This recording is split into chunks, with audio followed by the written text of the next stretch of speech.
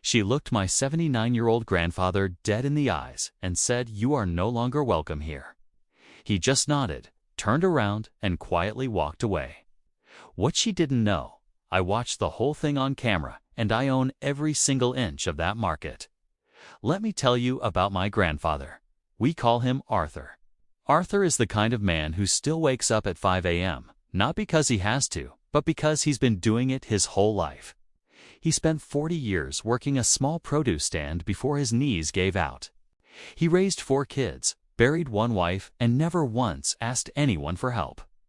Every Saturday morning without fail, Arthur puts on his good hat, a worn brown flat cap he's had since the 80s, and walks 3 blocks to our local farmer's market. He picks up the same things every week: fresh tomatoes, a block of sharp cheddar, and whatever pastry looks good that day.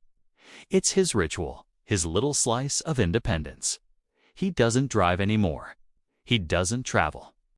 He can't do the things he used to, but that market is his. So when I got a call from one of my vendors that something had happened to Arthur, I didn't even grab my jacket. I just ran. Now here's a little context you need to understand what comes next.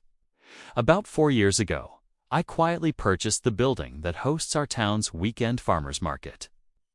It wasn't a flashy move. I didn't announce it, didn't put my name on signs, didn't change anything. The vendors had been there for years. The community loved it, and I wanted to keep it exactly that way. I'm not the type to make it about me. The market operates under a local community HOA that handles day-to-day rules, vendor applications, and yes, guest conduct. I mostly stay hands-off. They do their thing. It works. Or it did work. Because lately, one particular HOA board member had been on a power trip that was making vendors nervous and regular visitors uncomfortable. Nobody had said anything yet. That was about to change. Now you remember what I said at the beginning? My grandfather being told he's not welcome? Let me show you exactly how we got there. Her name was Brenda Kensington, and Brenda had recently been elected HOA board president. After the previous chair stepped down, within 6 weeks she had rewritten the guest conduct policy, introduced a vendor approval tier system nobody asked for, and personally escorted 2 elderly visitors out for, and I'm quoting the incident report, loitering near the cheese stall. The cheese stall, my grandmother's favorite spot. Arthur had been coming to this market for 11 years. He knew every vendor by name. Sarah, the bread lady, saved him a sourdough loaf every single Saturday. David, the honey stand, always threw in a free sample. But Arthur had a habit that Brenda apparently found unacceptable. He was slow. He moved carefully, took his time, sometimes sat on the bench near the entrance to rest his knees before walking the full loop. To Brenda, that bench was for paying customers only. And on this particular Saturday, she decided to do something about it. According to Sarah, who called me shaking, Brenda walked up to Arthur while he was sitting on the bench, arms crossed, clipboard in hand, and asked him if he had made a purchase yet. Arthur smiled and said he was just resting before he made his rounds. Brenda told him the bench was not a resting area for non-purchasing visitors, and that he needed to either buy something or vacate the premises. Arthur, being Arthur, didn't argue. He calmly stood up and said he'd go get his tomatoes. He took 2 steps. Brenda stepped in front of him. "Actually," she said, loud enough for other visitors to hear, "I've seen you here before without making substantial purchases. Under the new conduct policy, I'm issuing you a formal visitor restriction. You are no longer welcome at this market." A 79-year-old man, in his good hat, carrying a reusable grocery bag. Banned. Sarah said the whole aisle went quiet. Arthur didn't yell, didn't argue. He just nodded, turned around, and walked out. That was the moment I described at the very beginning of this video.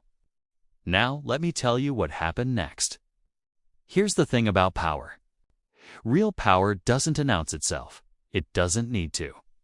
When I pulled up the security footage from our camera system, yes, our cameras, because I own the building, I watched the whole exchange from start to finish. And I'll be honest with you, I sat there for a full minute, just processing what I was seeing. Because Brenda had no idea.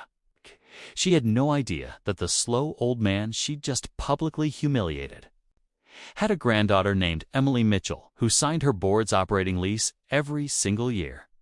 She had no idea that I had the legal authority to dissolve that HOA agreement with 30 days' notice. She had no idea that the market she'd been treating like her personal kingdom. She didn't own a single square foot of it. I picked up my phone and called my property manager. "Set up a meeting," I said. "Tomorrow, all board members. Mandatory?" The next morning, 6 HOA board members sat around the conference table in the market's back office. Brenda walked in confident, clipboard in hand, lanyard around her neck like a badge of honor. I walked in last. She didn't recognize me at first. Why would she? I'd always been a silent owner. Most vendors knew my face, but the HOA board never needed to meet me. I introduced myself by name and then by title. Property owner. I watched her face change in real time. I didn't raise my voice. I didn't need to. I placed a printed copy of our security footage timestamp log on the table, along with a copy of the original HOA operating agreement. The one that explicitly states the board holds no authority to issue permanent visitor bans without owner approval. I also placed the incident report Brenda herself had filed. And then I read it aloud to the room. By the time I finished, 2 other board members had already started quietly distancing themselves from Brenda's side of the table. I then asked one simple question.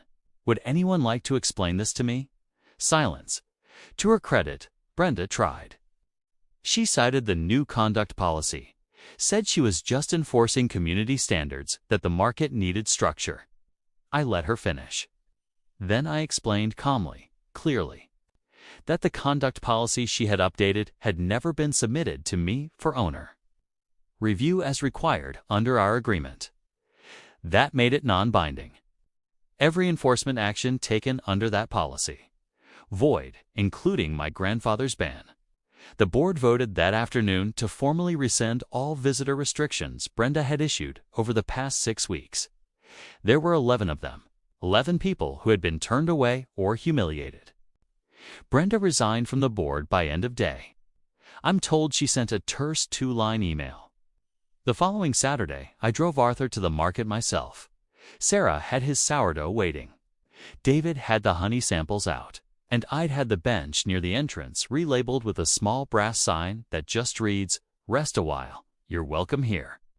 Arthur sat down, looked at the sign, and didn't say anything for a moment. Then he looked at me and said, "You didn't have to do all that." I said, "Yeah, Arthur, I really did." Here's what I keep coming back to. Brenda wasn't the first person to mistake quiet dignity for weakness. She saw an old man moving slowly and decided he didn't belong. She had a clipboard and a title, and she used them to make someone feel small. But my grandfather spent his whole life building things quietly. His family, his integrity, his routine. He never needed a title to have value.